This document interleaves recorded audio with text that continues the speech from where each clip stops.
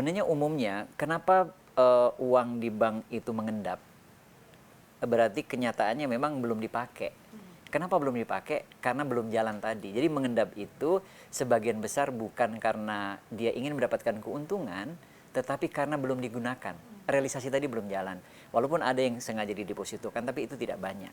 Jadi indikasi dari hasil yang kita lakukan, kita sering ke daerah, sering monef, itu karena keterlambatan-keterlambatan tadi, bukan kesengajaan. Dan yang perlu dipahami, dana mengendap di bank itu bukan sengaja dipindahkan dari tempat lain kemudian ditaruh di bank. Ini kan ada asumsi, oh uang itu ada di tempat lain dulu, dipindahkan ke bank, kemudian biar dapat untung. Tapi uang kas itu memang adanya di bank, berangkasnya daerah itu di bank. Jadi ya kalau nggak dipakai ya adanya di bank. Nah kalau di pusat agak beda. Kemendagri ini nggak punya uangnya Kemendagri nggak disimpan di bank nih. Uangnya ada di Kementerian Keuangan. Nah ini bedanya di situ. Kemudian itu pertama. Kedua, uang mengendap di bank itu belum tentu uangnya daerah itu. Jadi misalnya ada uang mengendap di bank di Jawa Timur, itu bisa jadi ada daerah-daerah lain yang memang menyimpan atau ada uangnya itu di bank yang ada di Jawa Timur. Itu antara lain seperti itu. Oke, Pak Fatoni, kalau misalkan dilihat dari anggaran dana transfer dari pemerintah pusat ke pemerintah daerah ini kan bisa mencapai 770 triliun. Nah, sejauh ini berapa sih Pak realisasi belanja ini dan penyerapannya untuk apa saja? Iya, nah ini realisasi belanja ini yang tadi kita bahas, seringkali di awal itu lambat, di akhir cepat, ya. Banyak penyebabnya dana transfer tadi. Bisa jadi dana transfer itu sudah dikucurkan, tetapi petunjuk teknisnya belum ada, sehingga belum digunakan. Itu juga bisa jadi sebab. Bisa juga dana transfer itu diberikan, tetapi pertanggungjawabannya tidak segera dikumpulkan tadi. Itu juga bisa menjadi penyebab. Jadi kalau dana transfer digunakannya itu, kenapa terlambat? Karena sebab-sebab tadi, antara lain itu. Pak Fatoni, per Mei 2022 dana daerah yang masih diparkir itu sekitar 200 triliun. Bahkan angka ini lebih besar nih Pak dibandingkan realisasi 2021 sebesar 172 triliun dan juga realisasi anggaran 2020 sebesar 165 triliun. Kalau dari angka-angka ini tanggapan Anda seperti apa Pak Fatoni? Iya, memang ini akan dinamis ya. Uang yang mendapat di bank itu macam-macam sebabnya. Pertama karena dia belum terpakai, yang kedua karena dana transfer kemudian muncul, kemudian bisa jadi juga karena pendapatan PAD-nya meningkat. Nah ini antara dana yang tersimpan di bank ini ditentukan oleh dana yang masuk dengan dana yang digunakan. Itu. Jadi kalau dana yang masuk lebih banyak, belum digunakan tentu ini akan meningkat. Kalau baru ditransfer belum digunakan, tentu ini juga meningkat. Nah itu dinamikanya seperti itu. Oke, kalau daerah-daerah yang paling sering nih Pak, masih sering mengendapkan dananya di bank gitu, kalau secara historis nih yang paling banyak daerah mana sih Pak?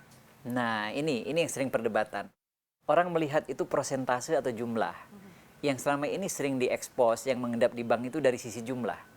Kalau dari sisi jumlah pasti daerah yang memang APBD-nya besar. Yang APBD-nya besar sudah tahu pasti DKI, Jawa Timur, Jawa Barat, Jawa Tengah, pokoknya daerah Jawa itu pasti tinggi. Kalau yang dihitung jumlahnya, maka daerah Jawa tentu akan lebih tinggi. Tapi kalau dari persentasenya, nah ini yang perlu dilihat, perlu dicek. Bisa jadi juga banyak di daerah lain, karena serapannya rendah, tentu yang tersimpan di banknya persentasenya tinggi. Jadi mau lihat di persentasenya atau lihat jumlahnya. Nah itu. Pak, tapi bakal ada punishment nggak sih Pak yang diterapkan supaya daerah-daerah ini tidak selalu begitu Pak untuk lambat dalam penyerapan anggaran? Karena beberapa waktu lalu Pak Jokowi bahkan sempat menyampaikan kekesalan nih Pak gara-gara masih banyak daerah yang lambat dalam menyerap anggaran daerahnya. Ya inilah problem kita. Sebenarnya kan belanja daerah itu, belanja pemerintah itu belanja yang terbesar ya. Jadi baik daerah maupun APBN itu belanja terbesar di Indonesia.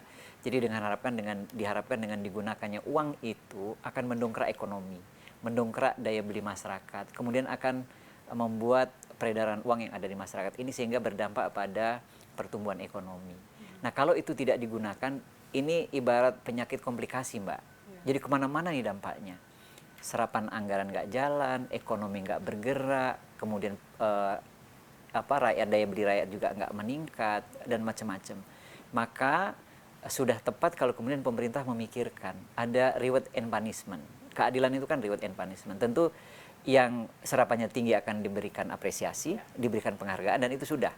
Apa saja Pak sejauh ini apa yang dilakukan? Kemendagri sudah memberikan penghargaan, baik itu piala maupun tropi. Kemudian juga Kementerian Keuangan bagi serapan yang tinggi juga menyiapkan dana insentif daerah. Nah, ini yang sedang dipikirkan, sedang dipersiapkan adalah punishment. Di dalam ketentuan, daerah-daerah yang serapannya rendah itu bisa dipotong dana transfernya atau ditunda dana transfernya. Saya kira ini logis. Karena uangnya belum dipakai, maka ya jangan dikirim dulu. Nah, ini yang harus dipersiapkan daerah. Ini Kementerian Keuangan dengan kita sedang memikirkan apa-apa yang perlu kita lakukan. Kalau opsi-opsinya pemotongan ini bakal bisa berapa persen sih Pak? Nah, ini yang perlu dilihat tergantung dari bagaimana persentase yang tidak terserap tadi. Sangat tergantung dari besar kecilnya di situ. Ini akan sama rata atau tergantung dari daerahnya masing-masing nih Pak, jumlah pemotongannya? Kalau dari sisi keadilan tentu dari sisi harus memperhatikan jumlahnya. Jumlahnya. Sesuaikan dengan jumlah masing-masing.